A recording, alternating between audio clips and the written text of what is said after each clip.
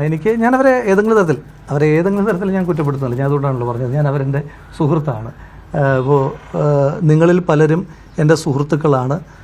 എൻ്റെ സുഹൃത്തുക്കളായ നിങ്ങളിൽ പലരും ഇപ്പോൾ സ്വാഭാവികമായിട്ട് നിങ്ങളുടെ ഉത്തരവാദിത്വത്തിൻ്റെ ഭാഗമായി നിങ്ങളുടേതായ ജോലികൾ ചെയ്യുമ്പോൾ എനിക്ക് അതിൻ്റെ പേരിൽ നിങ്ങളെ തള്ളിപ്പറയേണ്ട കാര്യമില്ലല്ലോ.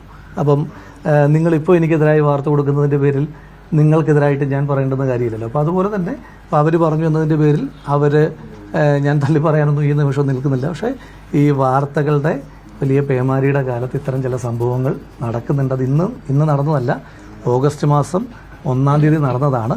അതുകൂടി എനിക്ക് നിങ്ങളോട് പറയണമെന്ന് തോന്നി. അതുകൊണ്ടാണ് നമ്മൾ ഇപ്പോൾ നിങ്ങളെല്ലാവരെയും കാണാനായിട്ട് തീരുമാനിച്ചത്. ഇനിയും എനിക്ക് പറയാനുള്ള കാര്യങ്ങൾ, ജനങ്ങളോട് പറയാനായിട്ടുള്ള കാര്യങ്ങൾ, മറ്റ് കാര്യങ്ങൾ, ഒരുപാട് കാര്യങ്ങളെ പറ്റിയിട്ട് എനിക്ക് ജനങ്ങളോട് പറയാനായിട്ടുണ്ട്.